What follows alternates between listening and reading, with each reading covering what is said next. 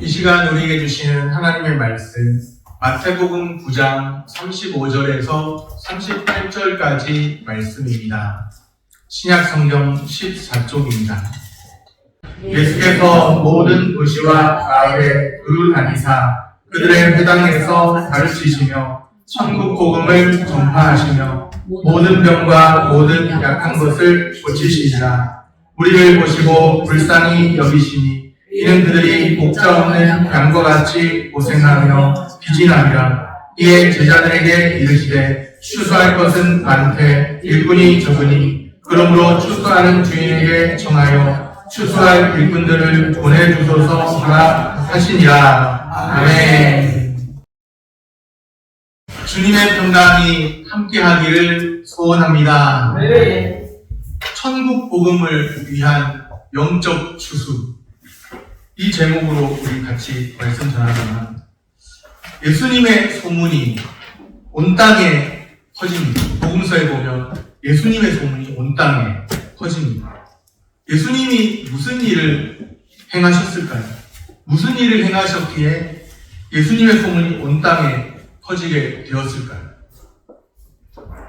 최근에 어떤 뉴스를 들어보니까 이제 좀 안 좋은 일로 인해서 어떤 업체가, 구체적인 이제 언급은 제가 좀 불공시하게 말씀드리면 어떤 업체가 완전히 쫄딱 망했더라고요. 소문이 잘 나면 이렇게 또 좋은 몰려드는 일이 있고, 또 소문이 잘못 나면 완전히 망하는 그런 경우가 있는데, 예수님의 주변에 많은 무리들이 몰려들었습니다. 예수님의 소문이 온 땅에 퍼졌습니다. 무슨 일을 행하셨기에 예수님의 소문이 온 땅에 퍼지게 되었나?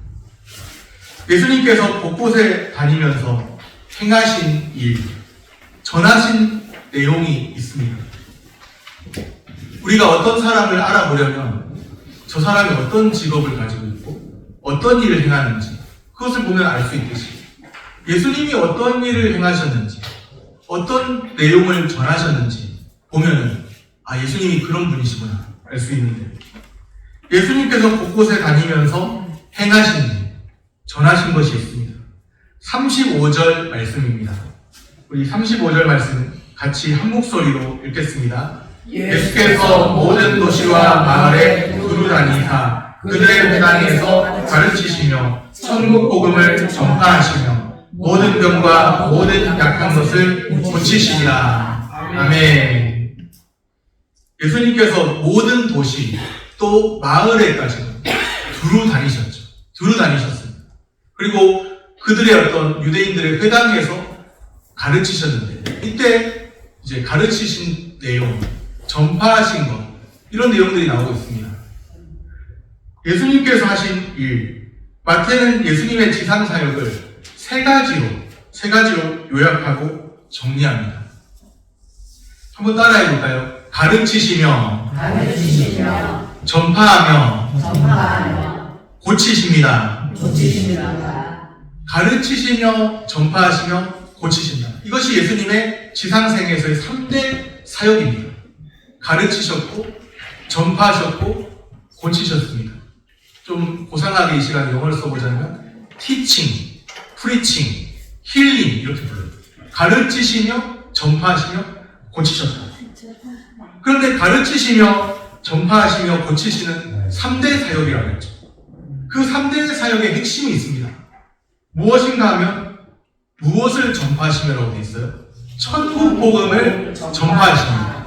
우리는 단순히 예수님께서 가르치셨다, 전파하셨다, 고치셨다 이것만 기억할 것이 아니라 도대체 무엇을 가르치셨을까? 도대체 무엇을 전파하셨을까? 여기에 주목해 봐야 합니다. 무엇을 전파하셨나? 천국 복음을 전파하십니다. 가르치시며 전파하시며 고치시는 3대 사역의 핵심이 천국 복음에 있습니다. 우리는 복음, 천국 복음 이것에 대해서 크게 생각하지 않을지도 몰라요. 그냥 예수 믿고 구원 받았지, 그 정도로 생각하고 지나갈 수도 있습니다. 그런데 예수님의 3대 사역의 핵심이 바로 천국 복음에 있습니다. 그렇다면 오늘날 예수님을 따르는 제자들, 교회의 사역의 핵심도 어디에 있어야 마땅할까요? 천국 복음입니다. 천국, 하나님 나라를 선포하시는 예수님이십니다. 지상 낙원이라는 것은 타락 이전의 에덴 동산 외에는 있을 수가 없어요. 지금 현재의 세상을 봐도 전쟁이 계속되고 있고, 지상 낙원이라고 하면 아무리 문명이 발전하고 아무리 기술이 발전해도 사람이 잘 살 것 같죠. 예전보다 확실히 어떤 경제적인 어떤 그런 물질 문명 속에서 편안해진 것은 있지만 더 많은 어떤 천재지변이나 이런 것들은 감당치 못합니다. 아무리 기술이 발전해. 한번 태풍이 휩쓸고 지나가 버리면 스마트폰이 있어도 어찌할 수 없고, 어떤 과학기술 문명이 발전해도 천재지변을 막을 수가 없더라고요. 이 땅에서의 지상낙원 있을 수가 없습니다. 우리가 믿고 소망하는 영원한 하나님 나라, 천국인데요. 예수님께서 선포하신 것이 바로 이것입니다. 천국 하나님 나라를 선포하십니다. 하나님의 나라가 임했습니다. 이것은 두루뭉실한 뜬구름 잡는 그런 이야기가 아니고, 하나님의 나라는 바로 하나님의 통치예요. 하나님의 통치. 하나님이 다스리신다. 하나님이 다스리시는 나라가 하나님의 나라입니다. 우리가 하나님의 다스리심을 받고 주와 함께 동행하며 살면 그 어디나 하늘 나라입니다. 우리는 하나님 나라를 소망하면서 언제까지라도 영원히 주님과 동행하는 기쁨 속에 살기를 소망하고 있는 거예요. 천국이 어떤 저세상의 개념이 아니에요. 우리는 천국을 잘못 이해하면 지금 현실이 중요하지 무슨 저세상 그게 중요할까? 저세상이 가는 나라가 천국이라고 생각하면 안 됩니다. 하나님 나라가 임했다. 하나님이 지금 우리를 다스리고 계신다는 말씀이에요. 하나님의 다스리심을 받는 이것이 중요하다는 말씀입니다. 이 세상에는 하나님의 주권을 인정하며 사는 사람이 있고, 그렇지 못하고 하나님의 주권을 인정하지 않고 하나님조차도 인정하지 않고 사는 사람도 있습니다. 우리는 하나님 나라를 소망하면서 하나님의 다스리심, 영원한 하나님의 다스리심을 갈망하며 사는 사람들인 줄로 믿습니다. 현세에 주어지는 그 어떤 복이 있다 해도 우리가 하나님과 함께 살고 하나님의 다스림을 받으며 산다는 이것보다 귀한 가치는 그 어디에도 없습니다. 유일한 가치, 유일한 소망이에요. 하나님 나라와 예수 그리스도가 복음의 핵심이고 우리 삶의 믿는 자들의 삶의 전부입니다. 하나님 나라가 임했다. 무슨 뜬구름 잡는 이 땅에서 현세에서는 찔찔이 고난 속에 살다가 나중에 저 세상 가서 보상을 받는다, 이런 말이 아니라는 거예요. 지금 이미 하나님의 통치를 받아들이고 살면 말씀과 성령의 역사하신 가운데 하나님의 다스리심을 받고 사는 것입니다. 하나님의 다스리심을 받는 이것만큼 귀한 것이 없다는 그 사실을 인정하면서 누리면서 주님과 함께 늘 사시기를 소원합니다. 예수님께서는 모든 병을 고치셨고 모든 약한 것을 고치셨습니다. 치유 사건을 통해서 보여주는 것, 눈에 가시화되게 드러나는 것, 바로 하나님 나라가 너희 가운데 임하였느니라, 이 말씀인 거예요. 단순히 치유 사건, 병고침 받았다, 이것만을 말하는 게 아니라, 그건 참 중요한 건 맞지만 우리 한 사람 한 사람에게 나의 현실적인 문제가 해결되었다, 너무나 중요하죠. 그렇지만 이 치유 사건을 통해서 복음서가 보여주는 것은 하나님 나라가 너희 가운데 예수 그리스도를 통해 임하였느니라, 이것을 보여주고 있습니다. 치유 기적을 경험한 여러 사람이 있습니다. 우리 읽은 본문의 앞에 27절에 나오는 두 맹인이 있습니다. 앞을 보지 못하는 맹인. 앞을 보지 못하니까 얼마나 답답할까. 아마 여기에도 계실 것 같아요. 앞을 보지 못하는 분은 아니겠지만 노안 오신 분들, 그런 분들 계실지 몰라요. 성경을 봐도 가까이 잘 안 보이고 멀리 보면 좀 잘 보이고 노안 오신 분들, 답답할 것 같아요. 그런데 맹인, 앞을 보지 못한다. 그런 앞을 못 보는 맹인이 예수님을 만나서 고침을 받았습니다. 눈이 밝아졌어요. 앞을 보게 되었어요. 참 중요하죠. 그 자체가 사실 앞을 못 보던 사람이 앞을 보게 되었다. 중요한 사건이죠. 또 고침을 받은 사람이 있습니다. 32절에 보면 이 사람은 귀신 들려서 말 못하는 사람. 보통 사람 아니네요. 이 사람은 보통 사람이 아니고 귀신 들린 사람. 귀신 들려가지고 말도 제어를 스스로 못하는 그런 사람. 말 못하는 사람. 예수님께 데려왔죠. 예수님의 소문을 듣고서 사람들이 그 사람을 예수님 앞에 데려왔죠.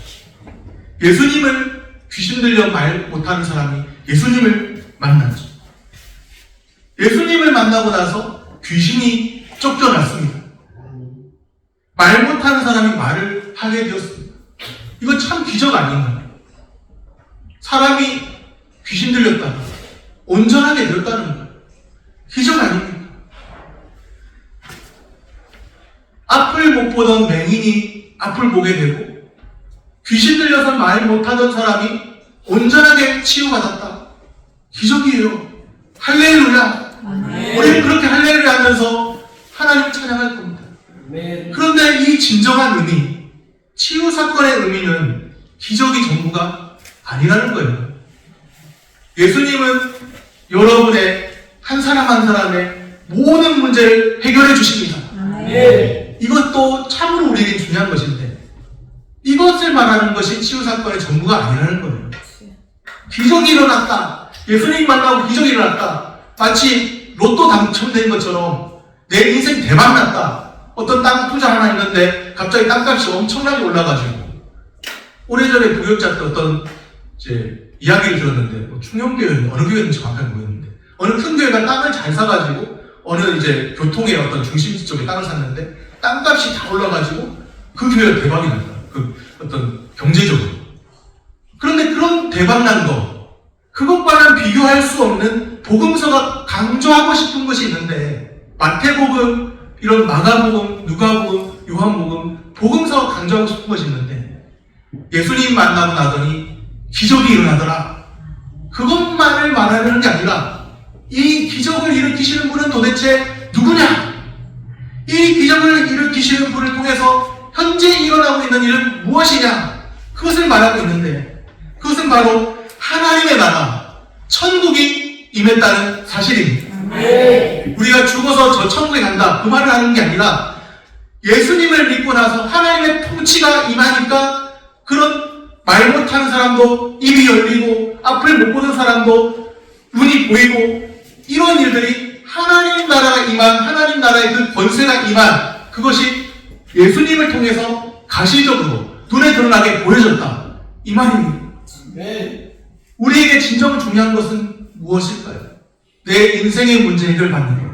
이것도 참 필요한 겁니다. 절실한 겁니다. 우리에게는. 그런데 그것보다 더욱 우리가 주목하고 붙들어야 할 유일한 가치. 하나님 나라입니다. 나의 평생에 하나님 나라가 나와 상관이 없다고 한다면 우리는 얼마나 불쌍한 자이고 얼마나 어디에 소망을 두는 사람입니까? 우리는 하나님 나라를 붙드는 사람입니다. 여기서 이 하나님 나라는 죽어서 가는 저 세상이 아니라는 거예요. 하나님과 동행하면서 누리는 그 은혜와 기쁨. 그 은혜와 기쁨이 하나님의 다스리심을 받고 주님과 함께하는 그 은혜와 기쁨이 우리 가운데 충만하기를 소원합니다. 예수님은 무엇을 선포하셨나요? 천국 복음입니다. 마태복음에서는 천국 복음이라고 분명하게 말씀합니다. 모든 도시, 마을에 두루 다니면서 모든 도시에 있는 사람들이 또 마을에 있는 사람들이 지방에 있는 사람들이라도 이 천국 복음을 들어야 하겠기 그 일들을 행하신 거예요. 가르치시고 전파하시고 고치시고 천국 복음을 모르던 자가 천국 복음을 알고 살기를 원하셨어요. 하나님 나라를 모르던 인생이 하나님 나라를 알고 하나님 나라에 나의 모든 것을 걸고 새로운 삶을 누리며 살기를 갈망하셔서 우리를 찾아오셨습니다. 하나님의 백성, 예수님을 따라가는 예수님의 제자들이 해야 할 일도 바로 이것이죠. 예수님이 천국 복음을 선포하셨듯이 천국 복음을 전하는 일입니다. 천국 복음, 주님의 복음을 전파하는 일입니다. 주님의 교회가 천국 복음을 전파하는 것을 그 누구도 그 무엇도 막을 수 없습니다. 오늘 나 한 사람이 가만히 주저앉아 있다고 해서 천국 복음이 사라집니다. 그렇지 않아요. 하나님께서는 우리가 잠잠하면 또 다른 누군가를 일으키셔서라도 천국 복음을 전파하게 하실 것입니다. 우리가 다 잠잠하면 돌들을 통해서라도 찬양받기를 원하실 거예요. 그런데 중요한 것은 하나님께서 우리를 쓰셔서 천국 복음을 전파하기를 원한다는 사실입니다. 교회를 통해서 우리가 바로 그리스도를 머리로 하는 우리가 바로 교회잖아요. 그리스도의 몸이잖아요. 교회를 통해서 천국 복음은 계속 확장됩니다. 예수님의 이름과 복음이 우리를 통해 온 세상에 퍼져나가는 은혜가 있기를 바랍니다. 예수 이름이 온 땅에 퍼져가 우리를 통해서 교회를 통해서 천국 복음이 전파되기를 소원합니다. 예수님께서는 제자들에게 영적 추수에 관해 말씀하세요. 저는 추수하는 거 보지 못했고 아주 어릴 적에 좀 유치원보다 더 나이 어릴 때 어머니 등에 업혀서 모내기 현장을 가본 적은 있었던 것 같아요. 그런데 기억도 거의 잘 안 납니다. 근데 추수하는 거, 이거는 볏짚단 같은 거, 이거 쌓은 걸 어릴 때 봤는지 안 봤는지 기억이 가물가물. 그런데 예수님께서 말씀하시는 추수는 영적 추수입니다. 38절 말씀입니다. 그러므로 추수하는 주인에게 청하여 추수할 일꾼들을 보내주소서 하라 하시니라. 여기에 말씀에 추수하는 주인이 나오고요. 추수할 일꾼들을 보내주소서. 추수할 일꾼들이 나오죠. 또 37절에 보게 되면 추수할 것은 많되 추수할 것이 많다. 이것이 어떤 곡식에 대한 이야기를 주님이 하시는 것이겠습니다. 천국 복음을 들어야 할 영혼들이 많다는 거예요. 아멘. 추수는 구약에서는 심판의 상징으로 쓰이기도 했습니다. 때로는 추수를 하는 것이 어떤 낫을 가지고 이렇게 추수하는 그런 장면들이 심판을 상징하기도 했다는 거예요. 그런데 오늘 본문 37절에서는 천국 복음을 전파하는 사역을 의미합니다. 곧 영혼 구원이에요. 영혼. 추수하는 주인은 우리의 기도를 들으시는 하나님이십니다. 아멘. 추수할 일꾼들을 보내주셔서 청하라셨어요. 추수할 것은 많은데 추수할 일꾼이 부족하다는 거죠. 그러니까 구해야 한다는 거죠. 추수할 것은 많되 일꾼이 적습니다. 그런데 곰곰이 생각해보면요, 당시에 종교 지도자들이 많았어요. 예수님 당시에. 한번 생각해 보십시오. 예수님 당시에 엘리트가 없었느냐? 종교계의 지도자가 없었느냐? 있었습니다. 많았습니다. 바리새인 서기관들 같은 사람들이 있었죠. 그러나 그들은 지금 예수님의 말씀은 추수할 것은 많되 일꾼이 적으니, 추수할 일꾼이 없다, 적다. 바리새인 서기관 같은 종교 지도자들은 추수할 일꾼으로서 적합하지 않다는 그런 말이 됩니다. 왜 당시 종교 지도자들은 추수할 일꾼으로 적합하지 않았을까요? 생각해보면 그렇게 종교계 지도자들인데 왜 추수할 일꾼으로 적합하지 않았을까? 예수님이 귀신을 쫓아내실 때 바리새인들이 한 말이 있습니다. 어떤 말일까요? 우리 앞에 읽었던 말씀 앞에 보면 34절에 보면 그가 귀신의 왕을 의지하여 귀신을 쫓아내죠. 그들은 예수님의 사역을 인정하지도 않았고 예수님에 대해서 어떤 분이신지도 몰랐고 그들은 그냥 그냥 그저 종교 지도자의 자리에 앉아있을 뿐이었어요. 예수님의 이름도, 예수님의 권세도, 예수님의 능력도 다 알지 못하고 인정하지도 않는 사람들입니다. 그런데 예수님을 만난 사람들, 앞을 보지 못하던 자가 앞을 보게 되었죠. 말 못하는 사람이 말하게 되었죠. 이러한 치유 기적을 보면서도 정작 예수님의 사역을 의도적으로 폄훼한 사람들이 그 당시에 종교 지도자들, 바리새인들, 이런 사람들이었습니다. 앞을 본다 하였지만 똑바로 보지 못하는 사람이에요. 시력이 안 좋다는 말 아닌 것 아시죠?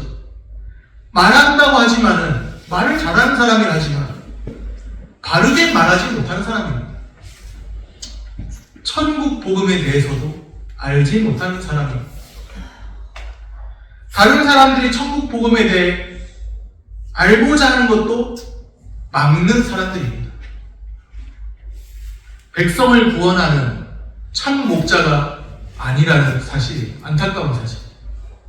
백성들에게 오히려 정말 구원받아야 될 사람들, 하나님 나라를 알고 순종해야 될 사람들이 있는데 그들에게 오히려 무거운 짐만, 종교의 무거운 짐만 지울 뿐입니다.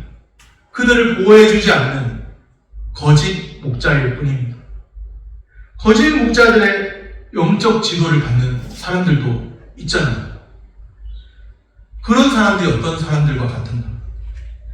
목자 없는 양과 같이 고생하면서 기진하는 사람들입니다. 이런 배경에서 영적 추수에 대한 말씀을 읽어야 합니다. 예수님이 무리를 보셨어요. 예수님을 따르는 무리를 보셨어요. 무리를 보시고 불쌍히 여기셨습니다. 36절에 보면 그들이 목자 없는 양과 같이 고생하면서 기진함을 보셨어요. 이제 예수님께서 말씀하십니다. 37절, 38절 말씀입니다. 우리 37절, 38절 말씀 한 목소리로 같이 읽겠습니다. 이에 제자들에게 이르시되 추수할 것은 많되 일꾼이 적으니 그러므로 추수하는 주인에게 청하여 추수할 일꾼들을 보내주소서 하라 하시니라. 아멘. 목자 없는 양같이 고생하며 기진하는 많은 사람들을 보시면서 추수할 것은 많대, 천국 복음을 들어야 할 영혼들은 많은데 참 고생하는구나, 기진하는구나, 줄여 죽는구나, 이들을 과연 누가 인도할까? 그런 마음으로 목자 없는 양같이 고생하고 이리저리 헤매는 사람들을 보시면서 주님이 하시는 말씀입니다. 추수할 것은 많되 일꾼이 적으니 추수하는 주인에게 청하여 추수할 일꾼들을 보내주소서 하라. 긍휼히 여기시고 불쌍히 여기시고 들어야 할 말씀은 비진리가 아니라 진리가 선포되어야 합니다. 아멘. 천국 복음이 선포되어야 합니다. 아멘. 바른 복음의 선포는 참된 교회의 핵심 표지입니다. 이제 복음의 본질로 돌아가야 할 때인 줄로 믿습니다. 아멘. 우리는 추수할 일꾼들을 위해서 기도해야 합니다. 동시에 하나님께서 나를 추수의 자리로 부르시는 것은 아닌지 자신에게 물어보아야 합니다. 하나님께서 지금 나를 추수할 것은 많되 일꾼이 적으니 이런 상황에서 목자 없는 양같이 헤매는 많은 무리를 보시면서 긍휼히 여기시면서 하나님께서 나를 향하여서 추수할 것은 많되 일꾼이 적으니 이렇게 말씀하고 계시는 아닌가?